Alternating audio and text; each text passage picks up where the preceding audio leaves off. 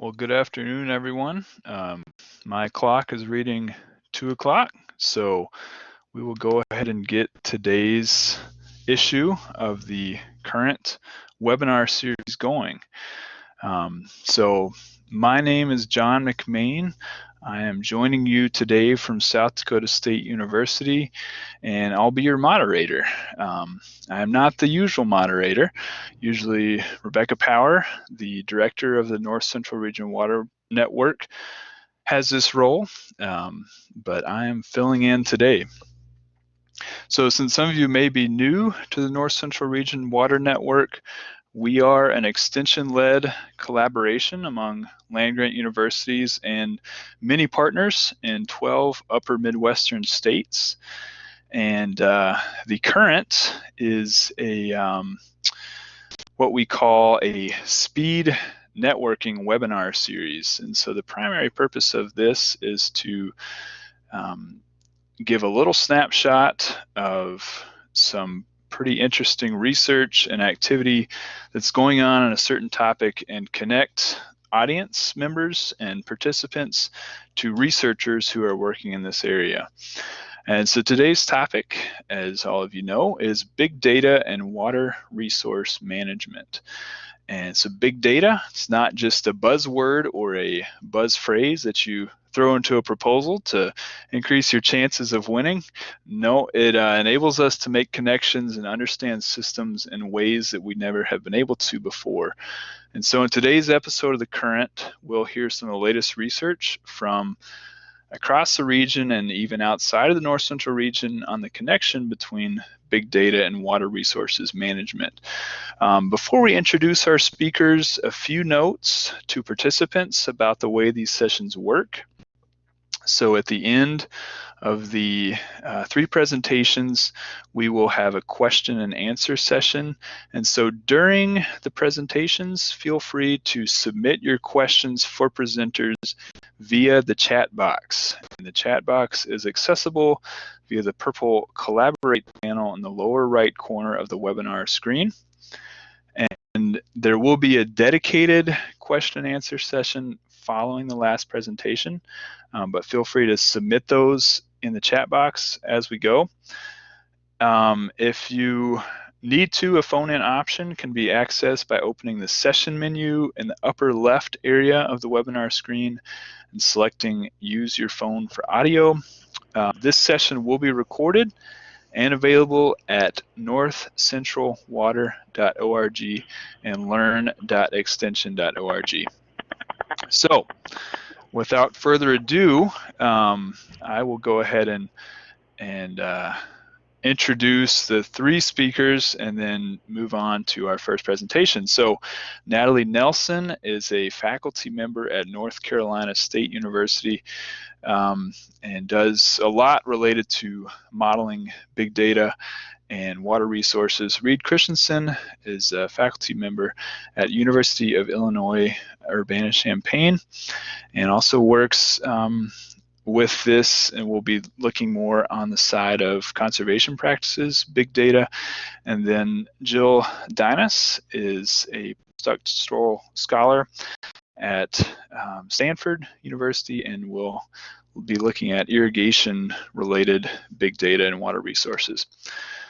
So with that being said, Natalie Nelson, our first presenter, and so Natalie did her graduate work at University of Florida, and so we'll see a lot related to the Atlantic and Gulf coastal plains, but there's a lot of information that is applicable across the country. So with that, Natalie, take it away. All right, thanks, John, and thanks to everyone who's attending the webinar today. I'm really happy to be here and have this opportunity to speak with you all. So today I'm going to be presenting a project that's ongoing, and instead of emphasizing results that we're producing from this project, I'm instead going to talk a bit about the kinds of data sources that we're using and how we're thinking about using diverse data types in synthesis style analyses to start looking further into questions related to how water management practices could be contributing to harmful algal bloom dynamics that we've been observing. And in particular, in this presentation, I'm going to focus on a case study in Florida. But I just want to restate what John said, that although I'm focusing on a system in Florida, I think that a lot of the ways in which we're combining different data types are applicable to any type of human-managed water resource. And so before I begin, I just want to briefly acknowledge my collaborators, Dr. Ed Flips at the University of Florida and Dr. Eric Milbrandt at the Sanibel Captiva Conservation Foundation. All right, so our system of interest is actually Lake Okeechobee and the estuaries that are connected to Lake Okeechobee. So Lake Okeechobee is located in south central Florida. It's a large, shallow, and eutrophic lake that regularly experiences blooms of blue-green algae or cyanobacteria. And what's interesting about Lake Okeechobee is that it naturally wants to flood. So the historical hydrology of this system is such that Lake Okeechobee would, on an annual cycle, have a flood pulse that would inundate much of the southern peninsula with water, and it's actually what ultimately led to the creation of the Everglades. And so obviously, as this state has begun to develop more and more in recent decades, there's been a lot of interest in making sure that water is managed such that there aren't issues with nuisance flooding, and in particular in this area, there's a lot of agricultural production as well. So there's a lot of effort invested into managing the levels of Lake Okeechobee to prevent any kind of flooding. And so in particular, to manage this flooding, there's a network of canals that are managed by the U.S. Army Corps of Engineers, through which they'll discharge water from the lake in the event that the levels are getting too high. So they discharge the majority of the water to the west coast via the Caloosahatchee Canal. So this is a man-made canal that connects to the Caloosahatchee River, which then discharges into the Gulf of Mexico. And then they also discharge through the St. Lucie Canal on the eastern side of the lake. And the St. Lucie Canal then discharges to the St. Lucie estuary. And there is also some water that goes south of the lake, but the majority of the water goes east and west. And in particular for this project, we're focusing on the Caloosahatchee Canal and the Caloosahatchee River and estuary. But we're interested in Lake Okeechobee and the management of the levels in the lake, because in recent years there's been speculation that the lake itself is serving as a source of algal blooms to both the St. Lucie estuary and the Caloosahatchee estuary. So I mentioned previously that we know that there are blue-green algal blooms that occur in Lake Okeechobee. And so it stands to reason that when you have discharges directly from the lake via these canals to the east and west coast of Florida, that those blue-green algal blooms could then be transported via the canals over to the estuaries of the St. Lucie and the Caloosahatchee. And so here I have some images of what this looks like. So we have blooms here occurring in the St. Lucie estuary in 2016. These were particularly bad, the blooms in 2016 over on the east coast of the state. And then more recently on the west coast, so over on Caloosahatchee estuary, we also observed some really serious blue-green algal blooms and also a red tide event. So a red tide is a marine harmful algal bloom that is a naturally occurring type of algal bloom, but in 2017 through 2018, the bloom persisted for far longer than what we usually see. And so we hypothesize that it's possible that connections through Lake Okeechobee discharges could be providing nutrient fuel for these coastal red tides, such that the red tide might persist longer than what we typically observe. But this is the focus of ongoing research, and we haven't answered that question yet. So this is sort of setting the stage in terms of what we're interested in. So we want to know, is there a way that we could manage the lake levels in Lake Okeechobee such that we could still mitigate the impacts of seeing harmful algal blooms in the Caloosahatchee estuary and the St. Lucie estuary? And here, just to reinforce this point about the blooms in Lake Okeechobee, so here you can see surface schems forming of cyanobacteria blooms in the lake. This is a satellite image that was captured via Planet Lab, so very high resolution. And then here we can also see one of the canals that's coming off the shores of the lake. And so as part of this project, which is funded through the National Science Foundation, we're interested in analyzing multi-scale data to investigate connections between management of Lake Okeechobee, freshwater cyanobacteria blooms, and then the coastal red tides that were observed recently. And so we're really interested in taking a data-intensive approach to this study because we're looking at a really complex system that includes multiple ecosystems and includes elements of human management as well as natural phenomena. So I mentioned before that red tides occur naturally, but we think that there could be some types of interactions possibly occurring via human management of our freshwater resources and then downstream algal blooms. And in terms of taking a multi-scale data approach, we're trying to access all data types that could be of interest or relevance to this particular question. And so we've already compiled a fair number of data sources, and I would lump them into two categories. So the first is harmful algal bloom observations, and the second is high and low frequency hydrologic observations. So on the next few slides, I'm just going to highlight what those data sources are, and then I'll touch at the very end on how exactly we're synthesizing these data. So first, one product that we're using as part of this research is Cyan. Cyan stands for the Cyanobacteria Assessment Network, and it's a satellite-derived product that captures observations of cyanobacteria biomass or cyanobacteria concentrations. And so this is a product that's available for the contiguous US. It's prepared through an algorithm that was created by researchers at the EPA, NASA, NOAA, and the USGS. And so down here, I've included a reference to where you can access more information on this initiative. But Cyan is able to calculate the presence of cyanobacteria in a spatially explicit way across all major lakes in the US, and it's been validated for a few states. So I know Florida, the product has been validated in Florida, but there are several other states as well where it's already been validated. And so it's pretty fantastic because we can start to observe spatially continuous data that captures how these cyanobacteria blooms are moving across, in this case, Lake Okeechobee. So here we're looking at 3 images of Lake Okeechobee, so 3 images from the Cyan product. And these are weekly composites from 3 different weeks in 2018. And the dark red colors are corresponding to really intense blue-green algal blooms, and then the lighter blue would be areas where the concentrations of the bloom were significantly lower. And what I think is really remarkable about these images is that we can already start to see how the bloom, the spatiality of the bloom changes quite a bit over relatively short time periods. And so here we can see that, for example, the bloom was mostly concentrated in the southwestern portion of the lake during this week in June of 2018. Versus in July of 2018, just a few weeks later, we can see that the bloom is more so concentrated on the eastern part of the lake. And considering the locations of the canals relative to the overall expanse of the lake, we can start to think about how the spatial dynamics of the bloom in Lake Okeechobee could influence the potential for having blooms on either the east or west coasts of Florida. And so we can think of the Cyan product as giving us an indication of the supply of cyanobacteria to the Caloosahatchee River and estuary, but we would also need information that actually captures that transport.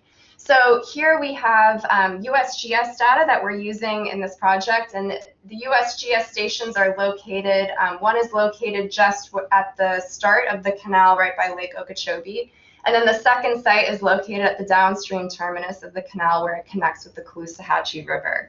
And so these 2 USGS sites have 15-minute flow data, but also, and importantly, this downstream site also has a SUNA, so we're able to observe nitrate concentrations at 15-minute intervals.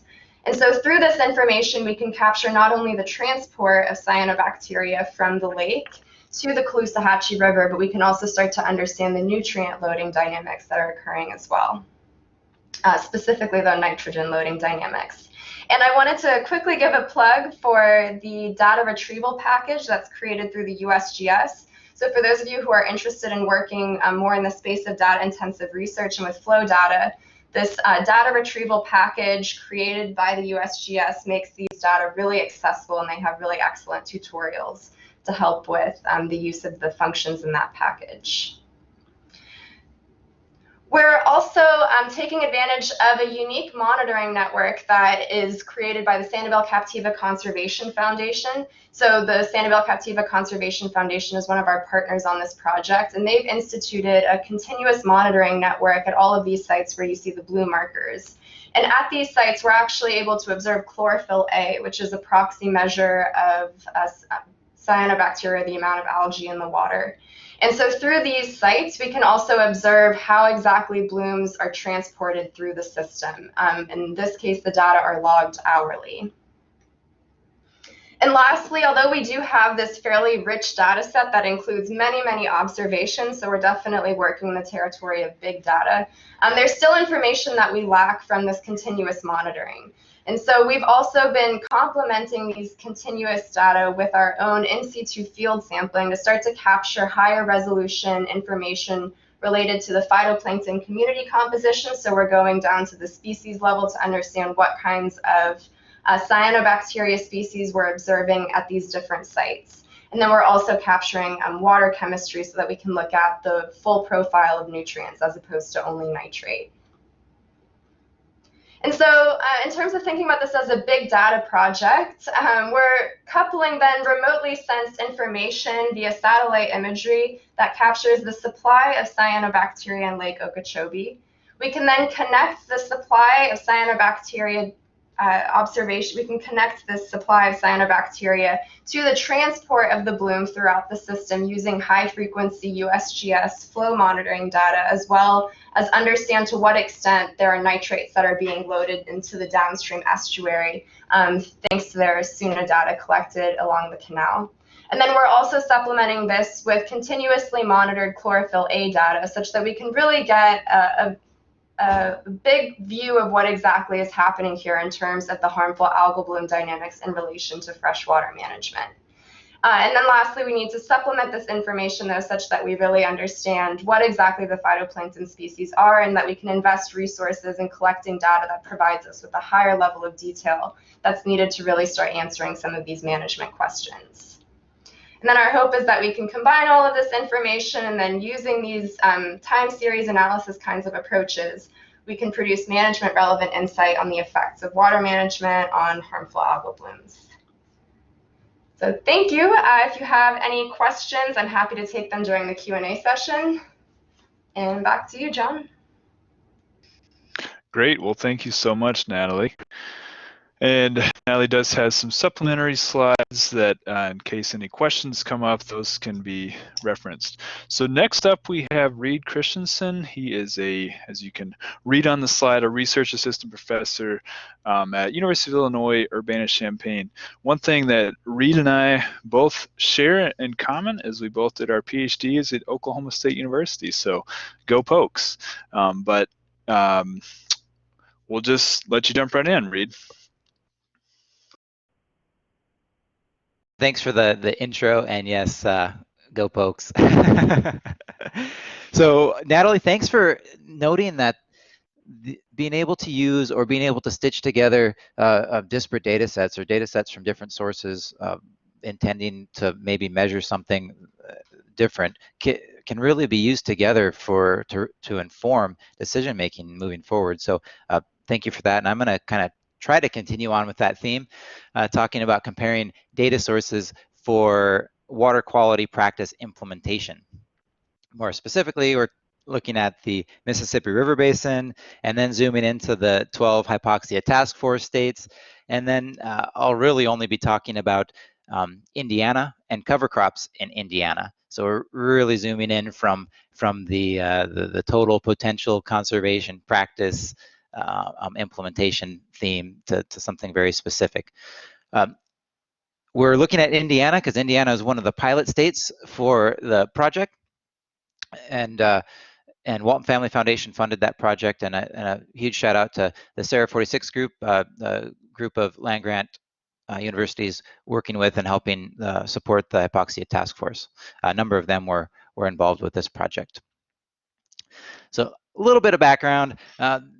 About a year ago, the non-point source measures work group, a subgroup of the hypoxia task force, released a report kind of indicating that, you know, we have pretty good measures of what the problem is. We have water quality monitoring data, we have watershed models, we have good measures of the hypoxic zone, not great measures, but I mean very, very good measures, so we can kind of track progress, and we even have some models to estimate how big that's going to be.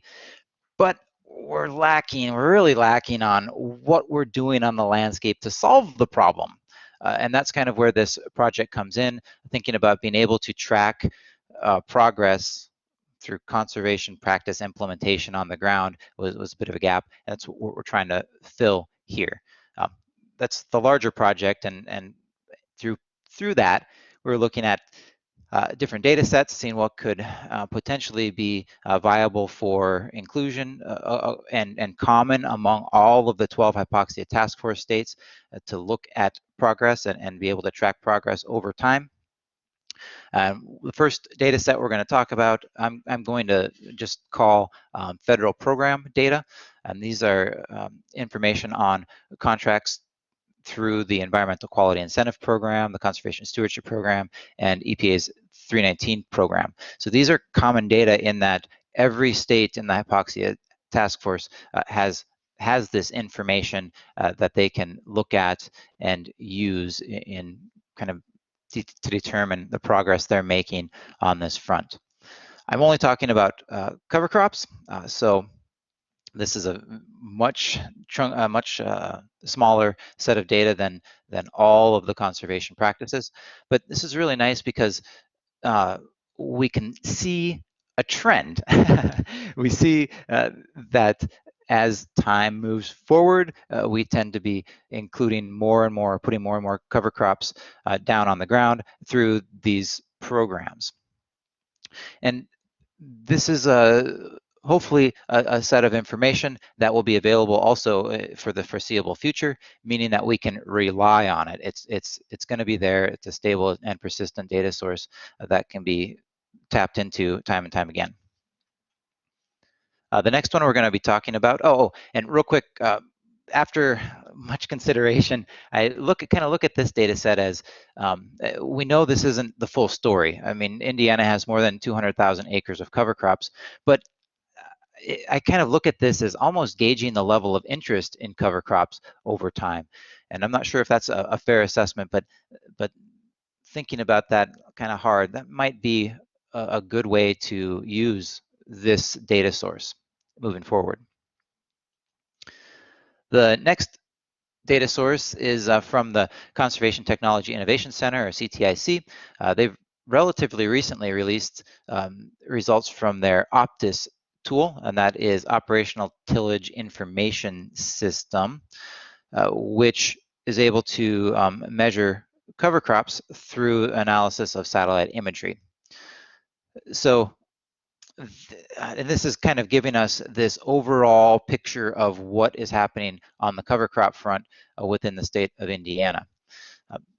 They're soon to be releasing this for the entire Corn Belt, which is going to be a really nice chunk of information to look at, and they're going to bring it up to 2018. So I'm excited about looking at that when that comes out. And so this is supposed to be telling us the overall story about what's happening. And then I'm looking at it and I'm really excited. And I see these 2 years here, 2011 and 2012, that make me pause for a moment. And I think about this and like, oh, wait. So this tool is measuring, it has to see cover crops on the ground in order to count that as an acre of cover crops. So it's really potentially factoring in some environmental conditions too that may hinder cover crop growth or germination and emergence. So on a hunch, just going back and looking at some of the environmental conditions in 2011 and comparing them to 2012, it's like, okay, well, what's happening in 2011? Is there a reason we're seeing this dip? And the answer is yeah.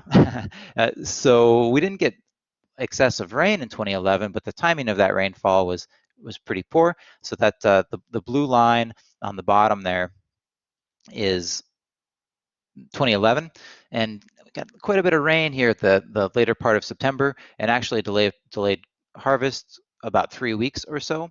So by the middle of October, we were only around 30% of the corn crop across the state had been harvested, when normally it would probably be over 60%. So delayed harvest means delayed cover crop planting, means those likely aren't going to be picked up on those acres are likely not going to be picked up on a satellite image. So this is a good thing, right? That means that this OPTIS tool is really measuring emerged cover crops, and maybe we could say that they're measuring effective cover crops, or those cover crops that are actually providing a water quality benefit because they've put on enough biomass. Where the federal program data, or those common data, are measuring acres planted. And then the next data set we're talking about is from the National Agricultural Statistics Service, their Census of Agriculture. They've recently started asking questions about cover crop implementation. So 2012 and 2017 are good years on that front, where we have information there. So that's what we're going to look at next. And we have that information available, but there are only 2 points for those NAS data, so we'll just plop that data set up next to the other 2. These 3 data sets are sitting side by side now, and ideally they would look the same. They would either have the same trend or the same kind of numbers. Note that the scale for this federal program data is different. It's an order of magnitude lower than the other 2. But the numbers aren't the same, and the trends aren't necessarily the same, even though we see some of the watersheds are high in all 3 of the data sets, which is encouraging. But then we step back again and think that all of these data sets are actually providing us a little bit different information. And now we have an opportunity to start to knit these data sets together and take advantage of all of the strengths included in each one of them. The 2 data sets we have regionally, the federal programs and the NAS data, and here's just for 2012. Regional is good because these are common, right? These are the same for all of the different states in the hypoxia task force. Here on the right, we have the federal programs. Again, the scales is an order of magnitude lower. And then on the left, we have the Census of Agriculture.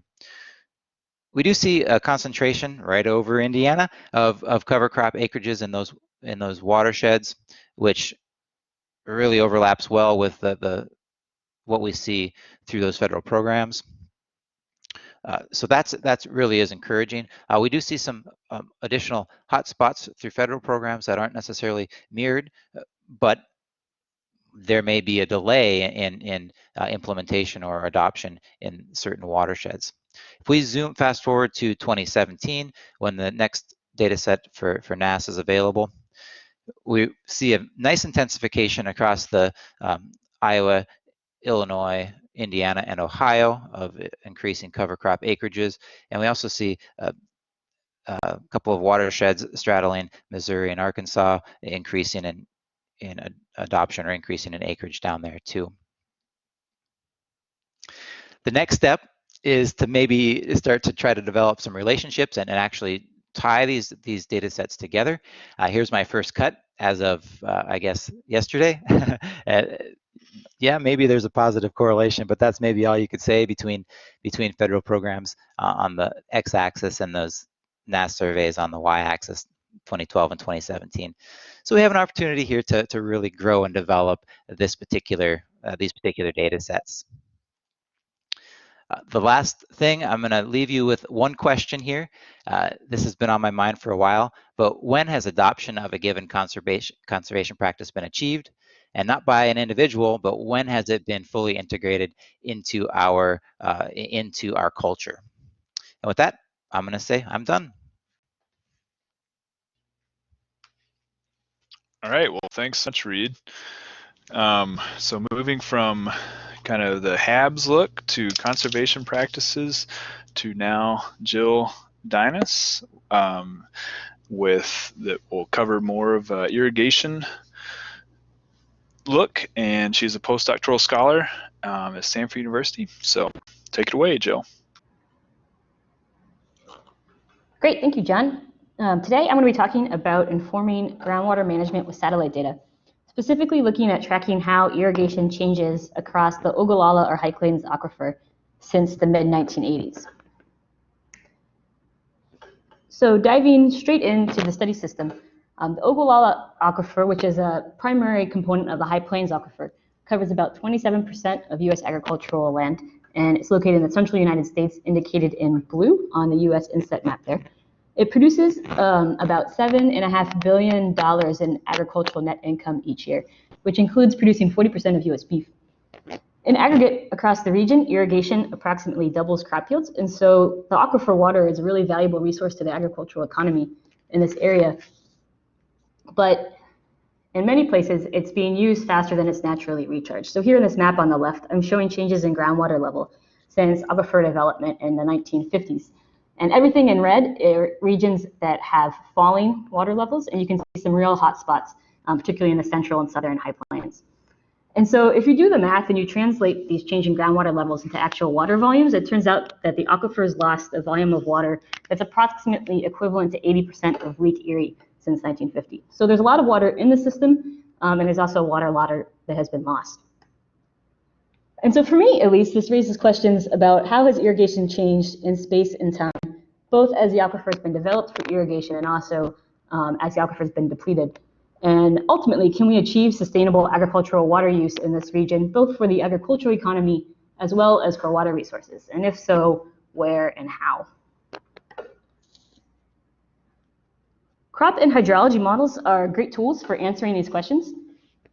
In particular, they can help us understand how water moves across a landscape and help us run scenarios to test out alternative management pathways. And so as part of my PhD work at Michigan State University, I was developing some models in this area, and I kept running into the same fundamental limitation, which was that we just didn't have any data on where irrigation was occurring at any particular time. So existing data sets tend to either be county level data, which lacks spatial precision, or there are a few existing satellite-derived maps, but they're relatively low resolution. And the real kicker is that they tend to be static snapshots and don't change over time. And so really this boils down to this key idea that you can't manage what you don't know.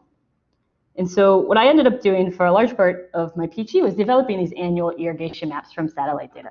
And so here we were using the Landsat satellite series, which provides subfield scale 30-meter resolution, and doing all the processing on Google Earth Engine, which is kind of a cloud computing environment that's really optimized to handle the satellite data and spatial aspects. So today I'm going to give a brief overview of producing these satellite-derived maps, and then I'm going to briefly touch on two examples of applications I've been involved with that have used these irrigation maps for groundwater management.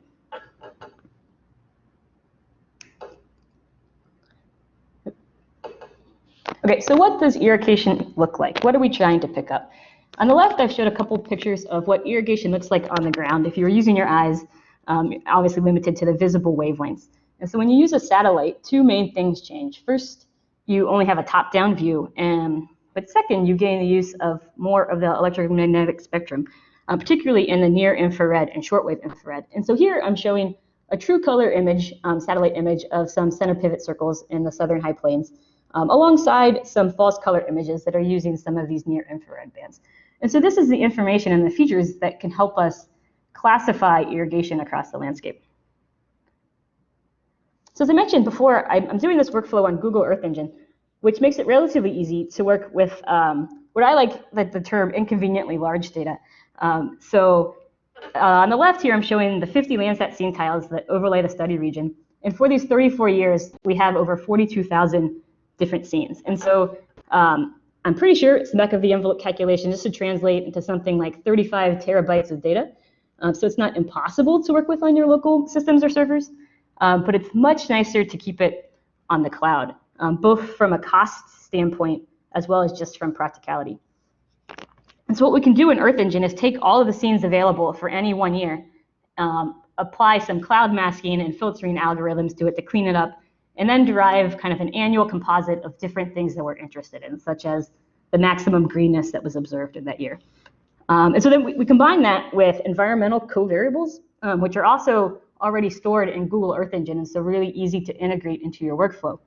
And so these environmental variables help to provide context to the crop greenness that you can see with the satellites. Because irrigation in one part, particularly kind of the northeastern Nebraska part, is going to look different than irrigation in southern Texas. I want to spend some time, I put a slide in here on the historical training data really to drive home the point that this good ground truth data, or what you might term small data, is the main limitation in modern remote sensing. And so this is one place where extension services kind of have a leg up, because small data is really what limits our ability to interpret the satellite images. And so my point here in putting all these maps on the slide isn't to go into too much detail, but to emphasize that I made a very large effort to kind of acquire historical data from anything that existed out there. And so we don't have an even covering of data, but we do have a wide representation of years and a wide representation of regions. And so these points help us know where in the landscape is irrigated and where in the landscape is not irrigated. And so with that, we can train our machine learning algorithm using random forest to pick out irrigation. And so when we kind of chug through all of that, our classification has an accuracy over 90%.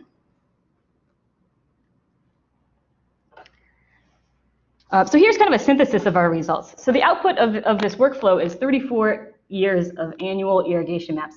And so what I've done here is I've taken those 34 maps and basically added them together. And so it's showing anything that's frequently irrigated or almost every year is going to show up in bright yellow. So on the left of the aquifer, you can kind of start to see where the hot spots of irrigation are across the aquifer. And then in the zoomed in set, you can also get a sense of how variable this can be across the landscape. And so you see some fields that are yellow, meaning they're very frequently irrigated, but you also kind of see the whole range in this area. And so that indicates that there are both fields that are kind of fallowed more frequently or more intermittently irrigated. In a lot of these regions, farmers might irrigate half of their center pivot one year and the other half the other year. And also fields that have been added or removed over time. And so our data set, our annual maps, are able to track all of these dynamics. And so it's a very rich data set. And today, I want to kind of show two applications of how these results can feed into information about groundwater management. And so this first application that I want to talk about is looking at a program in Kansas called LEMA, which stands for Local Enhanced Management Areas. And so in 2012, Kansas passed legislation that made this Local Enhanced Management Area, or LEMA, possible. And the main features of it are that they are stakeholder initiated, but stakeholders work with state officials to come up with monitoring and enforcement mechanisms. And so it's a way for local people to want to get together and manage their groundwater together, but in a way that kind of has some teeth. The first LEMA was implemented in Sheridan 6, and I think you all should be able to see my finger pointer. And so it's this relatively small portion of 2 counties, so it's not even a full county, in northwest Kansas that's over this local cone of depression in the groundwater levels. And so their goal was to achieve a 20% pumping reduction from the previous decade.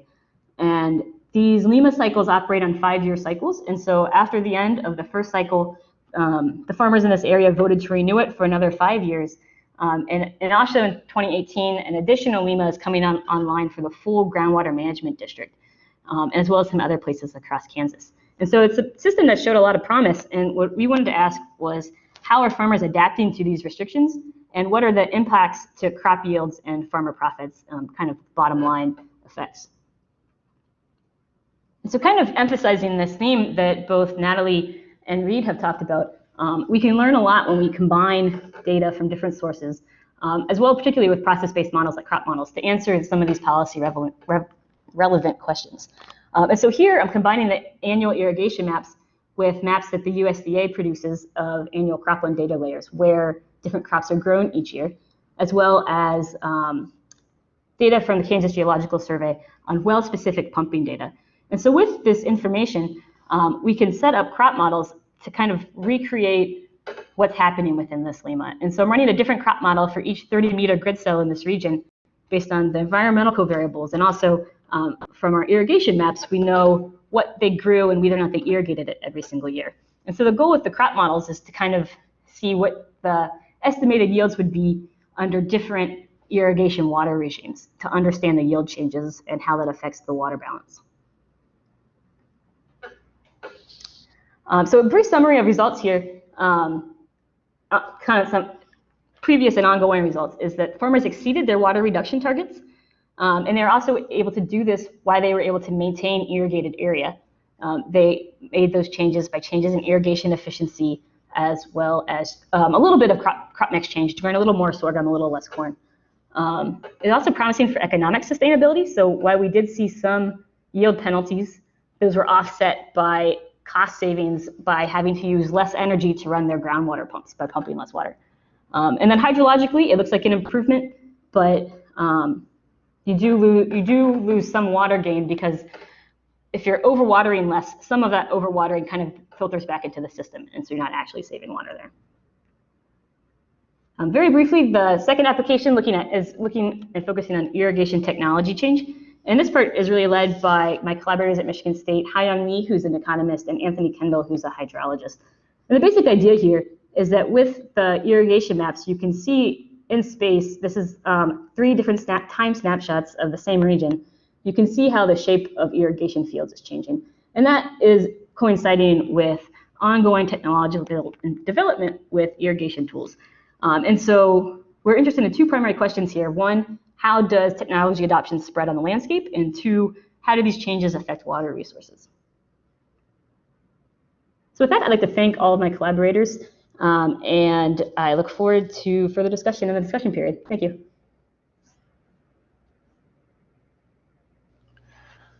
Great. Well, thank you very much to all of our presenters, Natalie, Reed, and Jill. I see that our participants have not submitted any questions so far, so I'll start out. As someone who doesn't have a significant background or training in kind of big data, what would be either a good place to start in terms of training for ourselves, or in terms of understanding of what people like you are able to do? What are the capabilities? And Reed, could you define CSP, please? Well, CSP is easy, that Conservation Stewardship Program. Sorry if I breezed through that, Julie.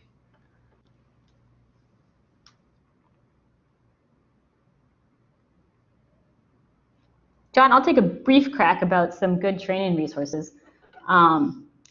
So one thing to think about is what level of skills you personally want to interact with it. So there's been some really neat apps that have been developed on top of Google Earth Engine that make it easier for managers to kind of access a Landsat composite or access some of the weather data through more familiar user interface on the web.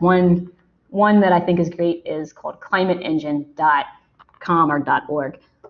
Perhaps we can add a slide on some resources for the final slide presentation that's shared. Other than that, if you want to learn about how to work with big data, you're going to need to use some type of programming language, and I think that's accessible to everyone. It can just take some initial effort up front.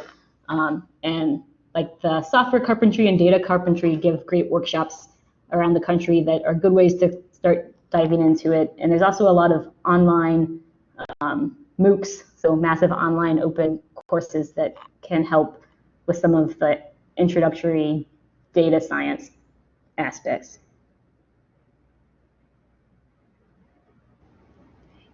Yeah, and I'll follow up on what Jill just said to also say that data carpentry and software carpentry are really fantastic. So Jill just mentioned those 2 resources, and they provide their workshop materials online.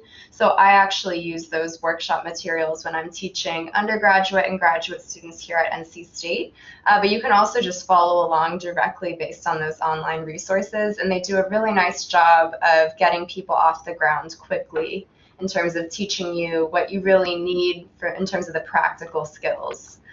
And then otherwise, I think it's also important to just think about how we even define big data. So there's a paper by Farley and others in Bioscience. I believe it was published in 2017. And they basically define big data in terms of 2 frameworks, one that's from the human perspective and one that's from the data's perspective. And so they say that from the data's perspective, you can define big data in terms of the characteristics of the data set.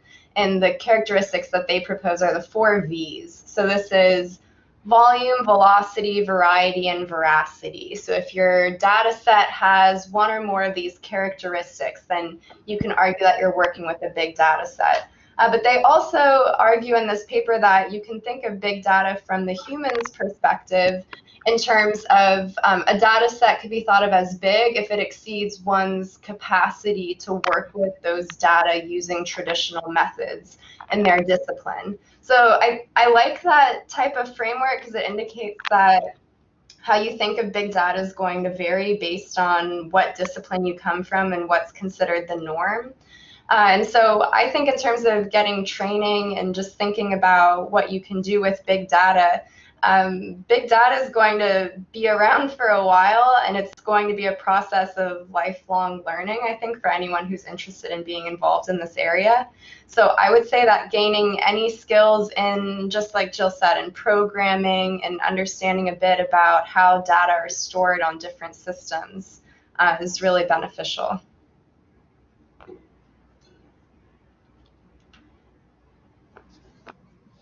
Excellent. Well, those are very good responses and gives us all something to think about and some resources to follow up on. I agree, Jill. And if any of you, so Natalie, Reed, or Jill, have specific resources or reference materials that you think would be useful, we'll get those into the final presentations that are distributed for the participants. So,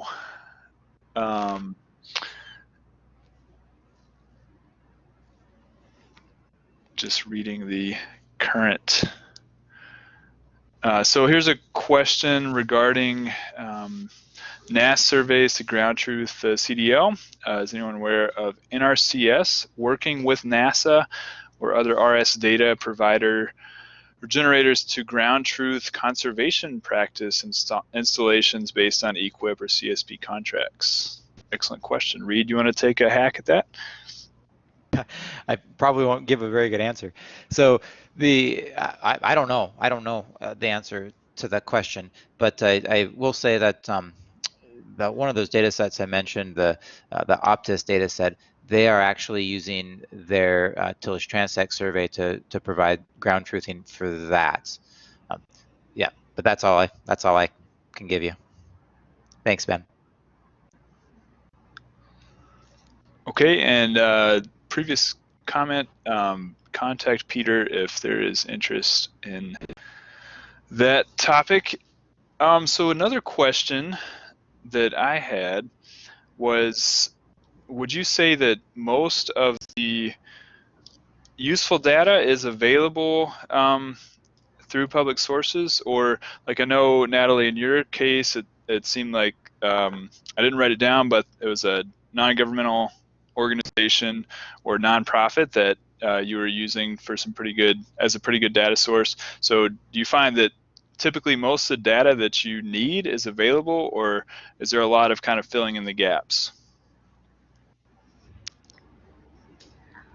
Well, I find that with water quality data, it's usually really difficult to find information that's at the resolution that you're interested in. So the USGS does have a fair amount of water quality data, and there have been efforts to synthesize water quality data that are available through different agencies. But I do think that we often overlook some of these nonprofits that are working to fill in the gaps with monitoring. And so I'd say that it's rare to have all the data that you desire, at least in my experience. So maybe Reed and Jill feel differently.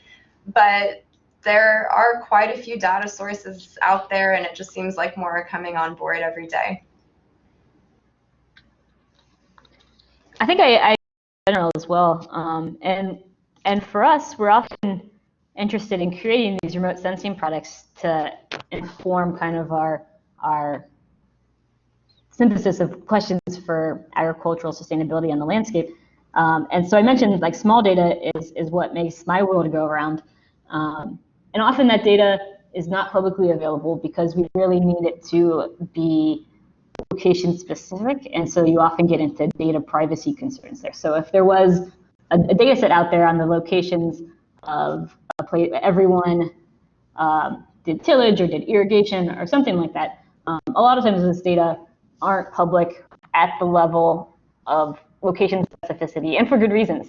And so that's one thing that we always have to think about with training data.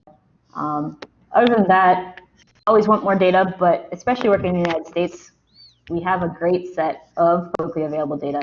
And so that really is useful. So for me, actually, Sarah's comment and question kind of hits on my thoughts on this too. Yeah, I agree. It's very tough to use some of this information just as is to make decisions or really to get to the answer you want or you're looking for. So, and unfortunately, running through and doing data analysis and manipulation and management and calculations based on and um, assumptions for all of these data sets is quite tough. I mean, obviously people are making their careers doing just that. So, I mean, I feel you for sure. I'm not sure that there's a good answer to that or a way to get around that. But yeah, I think that a lot of the base data is publicly available and in good shape. Just what you do with it and what you want to get out of it, I think, is really the main challenge. Yeah, and so I'll just jump in here. So Sarah and Doug also comment on this of kind of the accessibility of decision makers, and so managers and people like that to be able to use data, significant amounts of data, to solve problems without undertaking a significant time and resource investment. So thoughts on that, Jill and Natalie, of ways to translate data to decision, or what infrastructure needs to be in place for that to happen, maybe from a policy perspective?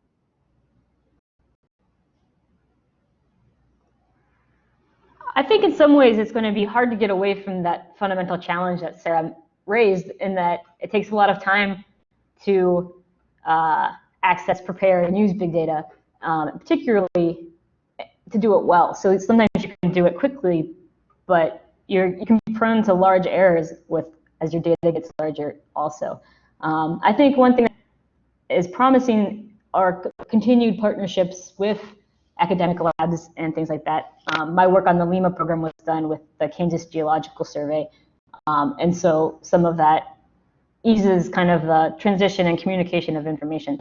But there's a reason there's a lot of startups in a lot of these areas, is because it does take a skill, and particularly if you're trying to do something for real-time decision making, you're going to need to have a pretty large infrastructure in place in order to do that. At least all the academic settings I've been in, always, there can be a turnaround time that might prohibit the ability to do real-time information, depending on how automated your system is and what your question is. Yeah, I would totally agree with what Jill said. And I also think that this is a really important point that Sarah raised. And I see that Doug was also echoing Sarah's comments. So I think it's also worthwhile to think about how in the future, is there also a role for extension in this space, where perhaps we start to have specialized agents who can work in this at the intersection of big data and then more so the applied sciences, and help with creating platforms that would automate some of this decision making. Maybe not automating the decision making, but automating the way in which information is generated to support decision making. And I think that this is a challenge that we're going to continue to have to develop solutions around, but it's worth thinking about more. And then also, I really like what Jill said about the importance of having partnerships also just with practitioners and academics, and identifying ways in which we can create new programs to help address some of these gaps.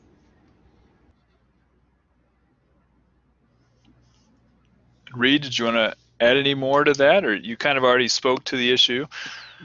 Yep, I have no more to add other than taking advantage of those data sets, but really going forward with a very specific question in mind, I think could help guide whether you can take advantage of these publicly available data sets and do it, or whether it does need more infrastructure and more work. but yeah, that clear question I think would be the great place to start. Yeah, thanks. Here's a question from Mark, and this might be a good kind of stepping off point of that. Are there any particular data sets that you find are more reliable and predictive than others? And I might also add useful, based on Doug and Sarah's comments related to policy that someone could pretty easily translate from from data to the decision. That's a tough one. For me, the cropland data layer is really good and really handy, and then of course all of the NAS products are very helpful too, especially since they've got some of their quick query type of things online. But it really goes back to exactly what question you're answering, and whether you did need to find an obscure data source, or whether you can use something that's right up in front and very accessible and helpful. I was going to highlight the same data sets Reed just did. The USDA NAS products, both the kind of agricultural census and survey and the cropland data layers are pretty great and excellent, although they also have their idiosyncrasies. From a remote sensing standpoint, Natalie mentioned briefly kind of the Planet Labs really high resolution satellite products that have been coming out lately. And so those are great because you get daily views at 1 to 3 meter pixel resolution. But we've had a pretty hard time operationalizing those because they're not as calibrated in between observations, whereas like the Landsat system is really reliable across time and across space. And so I just want to point out that since Landsat used to not be free, and you had to pay several $1,000s even for any one scene. And so in 2008, it was made free, and that I think was really driven some of the revolution and people doing these bigger scale remote sensing applications to give us a better view of how things change through time, which I think is really valuable. And every once in a while, Landsat talks about not making those free anymore, which I'm not sure that they would even be able to do, but just back of the envelope calculations, my study would have cost over $67 million if I had had to pay for those Landsat scenes. And so obviously that is prohibitive. And so I guess I'm making a pitch here for continued public support of these public data sets.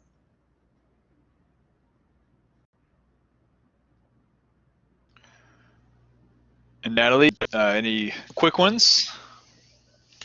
I don't have too much more to add. I guess I would just say that for the most part, the data I've worked with from federal agencies has been very reliable, and they have fairly good QA/QC procedures. So they have a column typically in the data set that where they can indicate if there are any concerns regarding data quality. So that's always a nice starting point. And otherwise, in terms of reliable and predictive data sources, I think it's going to often depend on the question, like what exactly is the study that someone is involved with in terms of defining a data set as being reliable and predictive. Those are all excellent. A non-answer, but well, that's okay. I think it does boil down a lot to what question are you trying to answer.